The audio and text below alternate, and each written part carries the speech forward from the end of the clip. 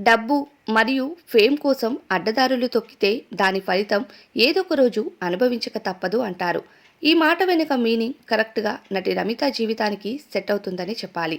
ఒక రంగం ఒక పరిశ్రమ కాకుండా అన్ని రంగాల్లో అన్ని పరిశ్రమల్లో తన టాలెంట్ని ప్రదర్శించాలి అనుకుంది నమిత. దీనితో modelling, miss India competitions, acting ఇలా చైల్డ్హుడ్ నుండే చాలా ప్రయత్నాలు చేస్తూ వచ్చింది. అయితే గుడికట్టి ఆరాధించి అభిమానుల్ని సొంతం చేసుకున్న నమిత తన కెరియర్ని సినీ ఇండస్ట్రీలో ఎలా స్టార్ట్ చేసింది? చేతిలో డబ్బులు లేక నలుగురు అబ్బాయిలతో రూమ్ని షేర్ చేసుకుందా? అవకాశాల కోసం అడ్డదారులు తొక్కి జీవితాన్ని నాశనం చేసుకుందా? ప్రేమ పేరుతో సంపాదించిన డబ్బుని కోల్పోయిందా? ఇలాంటి కొన్ని ఇంట్రెస్టింగ్ విషయాల్ని మనం ఇప్పుడు ఈ వీడియో ద్వారా తెలుసుకుందాం. నటి నమిత పూర్తి పేరు నమిత వాంగ్వాలా. ఈమె మే 10, 1981న సూరత్, గుజరాత్లో జన్మించింది. చిన్నప్పటి నుండి చదువుపైన ఇంట్రెస్ట్ లేని నమిత మోడల్ అవ్వాలి అనుకుంది. దీనితో 1998లో మిస్ సూరత్ పోటీలో పాల్గొని విజేతగా నిలిచింది. ఆ తరువాత 2001లో మిస్ ఇండియా కాంపిటీషన్స్లో పార్టిసిపేట్ చేసిన నమితకు 3వ స్థానం దక్కింది. దీనితో ఎలా అయినా హీరోయిన్ అవ్వాలి అనే ఆలోచన నమితకు రావడంతో ముంబైకి తన ప్రయాణం సాగింది. ముంబైలో అవకాశాల కోసం ఇండస్ట్రీల చుట్టూ తిరిగింది. Arun ice creams, Himani cream, hand soap, Manik Chand gutka మరియు నెయిల్ హెర్బల్ షాంపూ అనే టీవీ యాడ్స్లో నటించింది నమిత. అయితే ఏడాది పాటు ముంబైలో సినీ అవకాశాల కోసం వెతుకుతూ చేతిలో డబ్బులు కూడా అయిపోవడంతో నలుగురు అబ్బాయిలు ఉన్న రూమ్లో షేరింగ్కి ముంబైలో బ్రతకాల్సి వచ్చింది. ఈ తరుణంలో నమిత ఇంగ్లీష్ లిటరేచర్ కోర్సులో కూడా చేరింది. మళ్ళీ తిరిగి సూరత్కు వెళ్ళిపోవాలి అనే నిర్ణయం కూడా తీసుకుంది నమిత. అదే టైంలో తెలుగు సినిమాల్లో ట్రై చేద్దాం అనుకున్న నమిత శ్రీను వైట్ల ఆడిషన్స్కు వెళ్ళటం, శ్రీను వైట్ల నమితను హీరోయిన్గా సెలెక్ట్ చేయటం జరిగింది.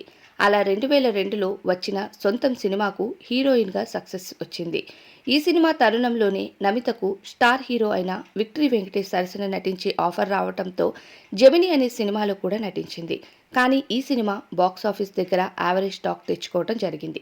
కానీ ఈ సినిమా నమిత కెరియర్కు ప్లస్ పాయింట్ అయిందనే చెప్పాలి. తెలుగులో మంచి గుర్తింపు అందుకుంది.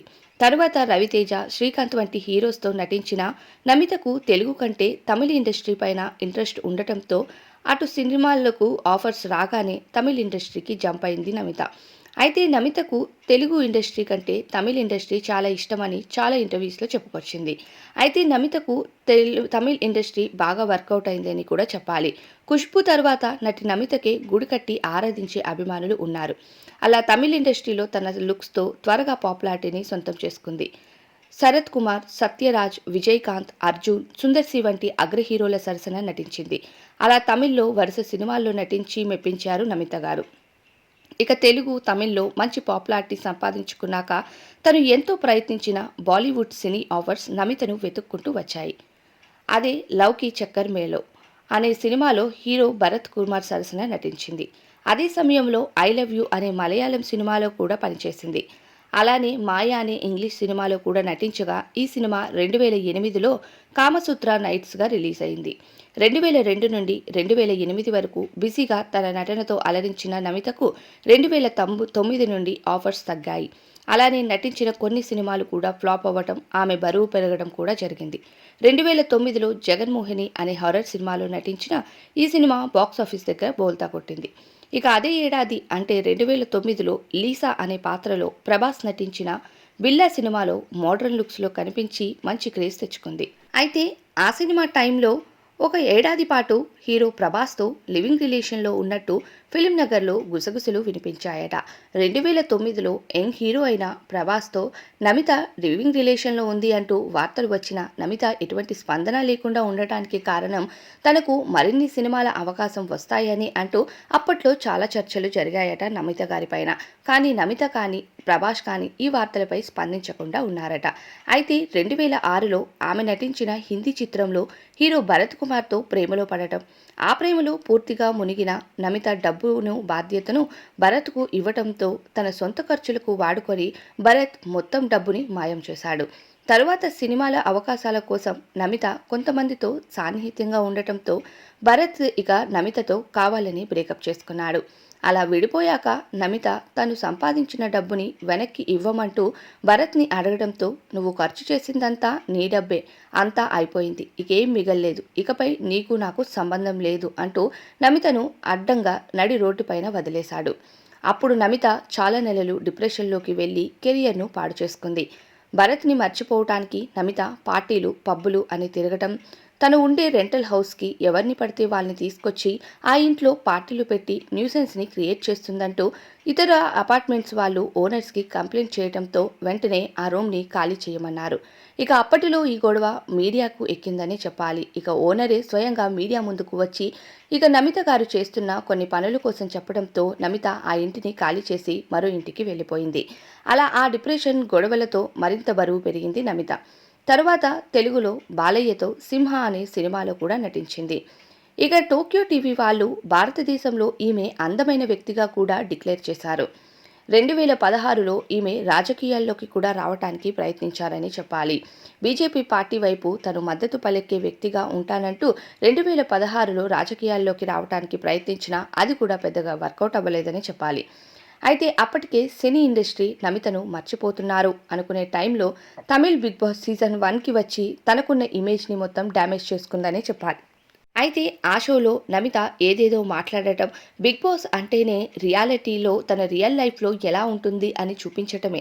చాలామంది నమితను అభిమానించేవారు తన రియల్ లైఫ్లో ఎలా ఉంటుందో అంటూ బిగ్ బాస్లో ఆసక్తిగా చూడటం మొదలుపెట్టారు.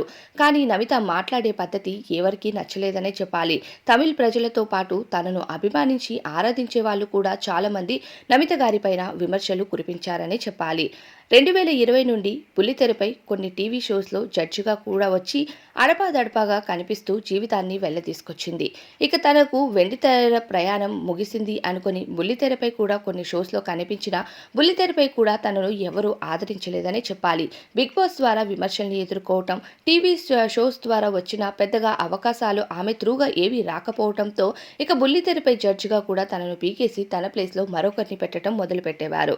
ఇక 36 ఏళ్ల వయసులో అంటే నవంబర్ 2017న వీరేంద్ర చౌదరి అనే వ్యాపారవేత్తను వివాహం చేసుకున్నారు. అయితే వీరు కూడా ప్రేమించి వివాహం చేసుకున్నారని చెప్పాలి.